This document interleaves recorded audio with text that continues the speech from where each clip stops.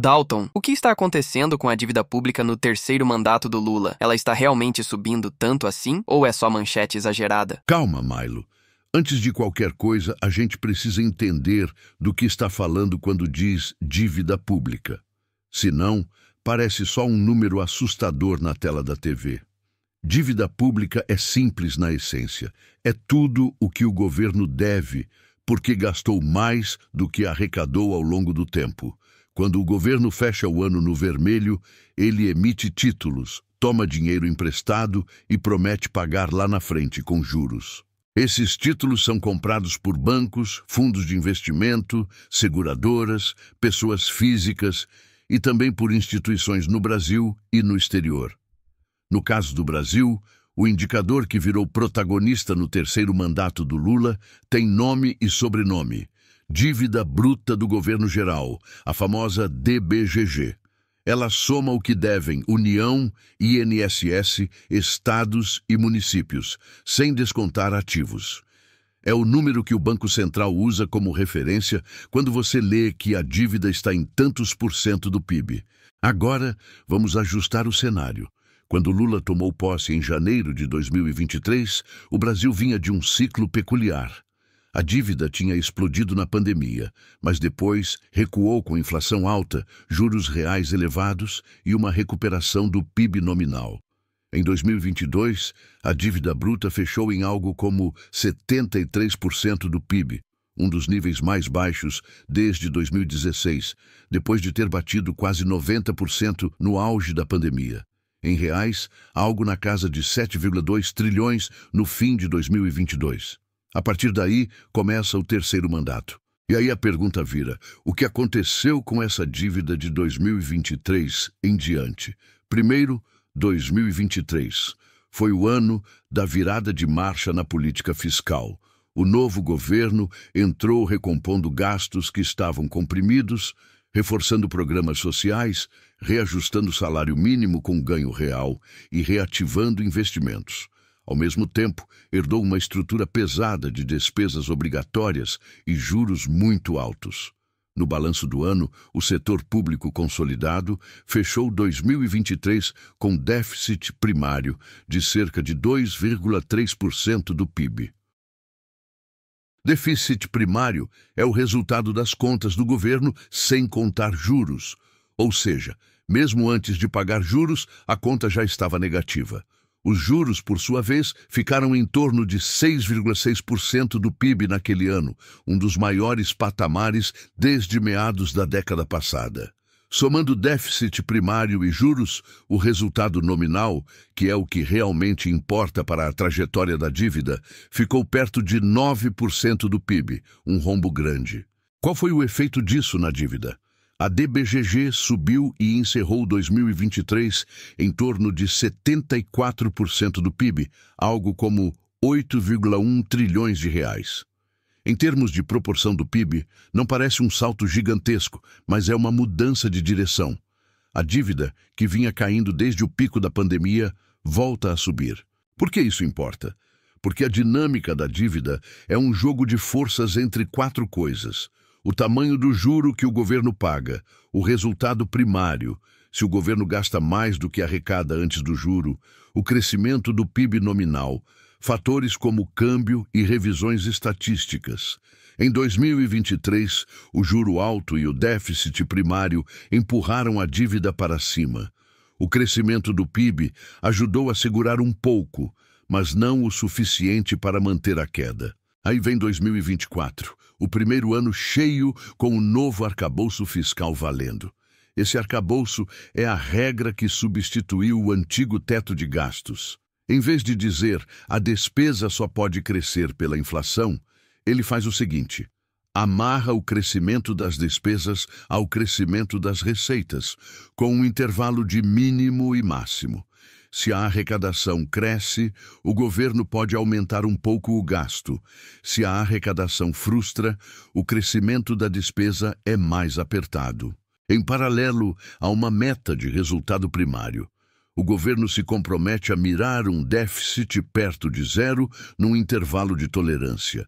Em 2024, A promessa central do governo Lula era trazer o déficit primário para perto de zero.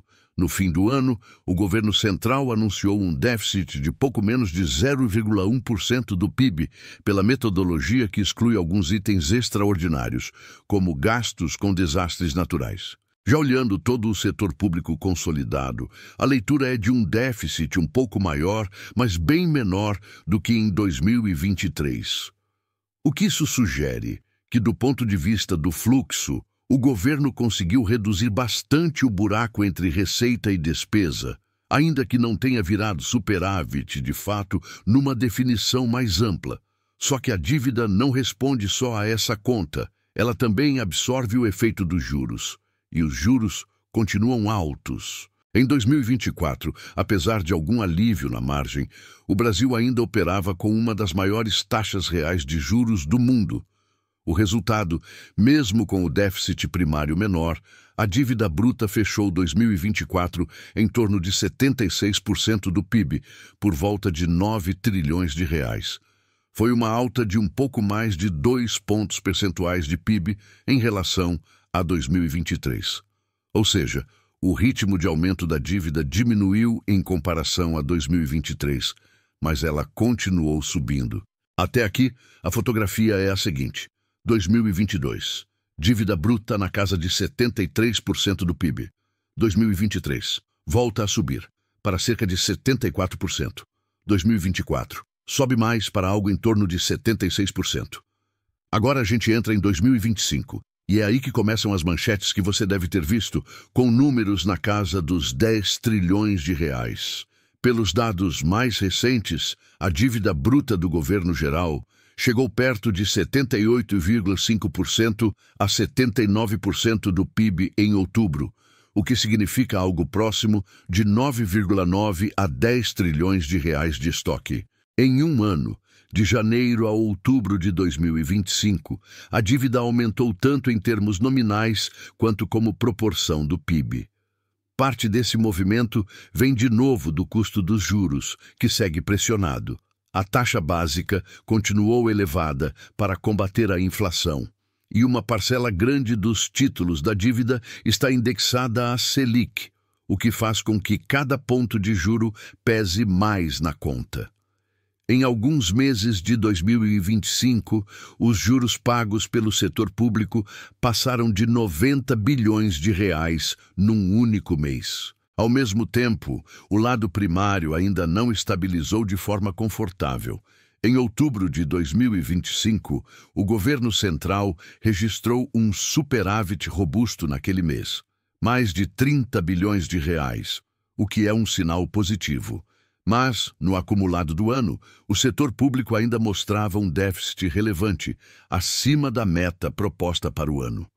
Em linguagem simples, o esforço fiscal existe, mas ainda não foi suficiente para parar de aumentar a relação dívida, o PIB. É aqui que o debate esquenta, e é justamente onde a gente precisa ser mais frio. De um lado, o discurso oficial.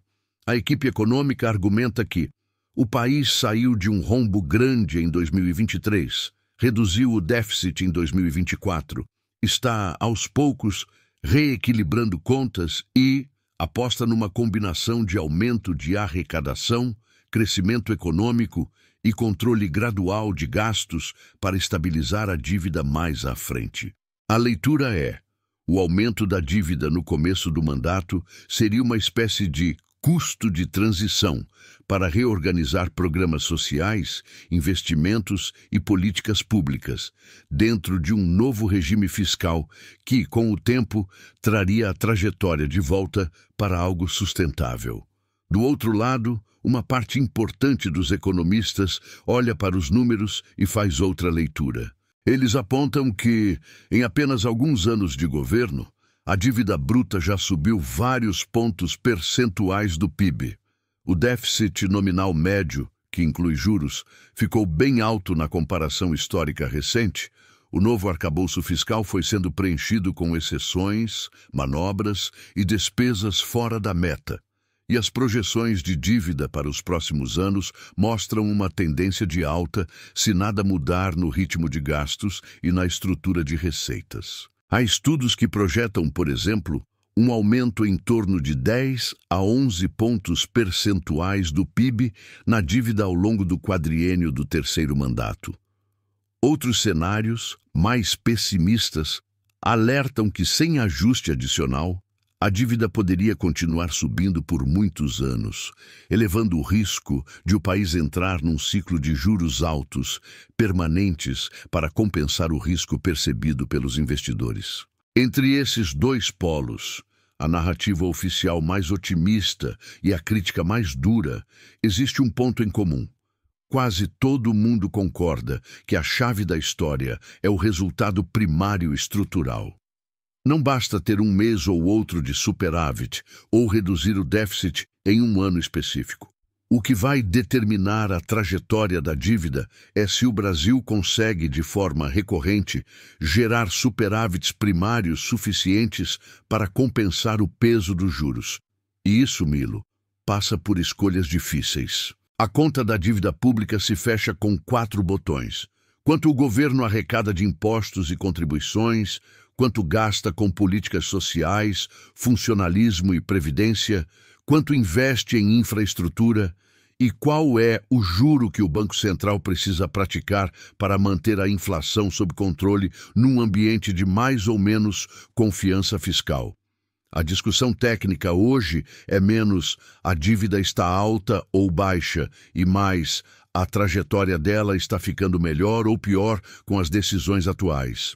A dívida bruta brasileira, em torno de 76% a 79% do PIB, não é uma aberração quando comparada a economias avançadas, onde muitos países operam com dívidas acima de 100% do PIB.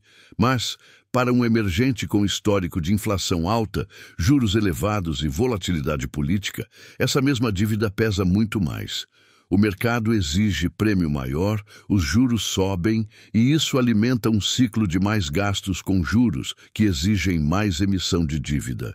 No meio dessa confusão, o cidadão comum tem a sensação de que tudo é muito longe da vida real, mas não é. Uma dívida maior, financiada com juros altos, tende a significar mais pressão por impostos no futuro, menos espaço para gasto social e investimento se o governo decidir lá na frente fazer um ajuste, ou mais inflação se o caminho escolhido for o de acomodar desequilíbrios via moeda. Não existe caminho sem custo. A diferença está em como esse custo é distribuído ao longo do tempo e entre os grupos da sociedade. Se esse tipo de explicação está te ajudando a enxergar o noticiário de economia com mais clareza, vale considerar se inscrever no canal O Velho do Cofre agora e deixar esse vídeo salvo. Entender a dívida hoje é entender uma parte grande do que vai acontecer com juros, emprego, crédito e crescimento nos próximos anos. Voltando ao fio, o que podemos afirmar com os dados na mão é o seguinte: no terceiro mandato do presidente Lula, até aqui, a dívida bruta parou de cair e voltou a subir. O governo avançou em regras fiscais novas e em aumento de arrecadação, mas ainda não produziu superávites primários robustos o suficiente para estabilizar claramente a relação dívida-PIB. E o custo dos juros segue sendo o principal motor da piora dos indicadores de endividamento. Se a trajetória vai se estabilizar ou não, depende do que vier agora, da disciplina no cumprimento do arcabouço fiscal, da capacidade de cortar gastos ineficientes, da qualidade das medidas de aumento de receita e também da evolução da economia, crescimento, inflação, confiança. Não é uma história de catástrofe inevitável nem de tranquilidade garantida. É uma história de teste de credibilidade fiscal em tempo real. Então a dívida realmente subiu no terceiro governo do Lula, mas o que isso vai significar de verdade depende das escolhas daqui pra frente. Entendi. Se você quiser acompanhar esses números sem torcida e com explicação clara, se inscreve agora no canal O Velho do Cofre, deixa o like e manda esse vídeo pra quem vive reclamando de dívida sem saber o que está falando.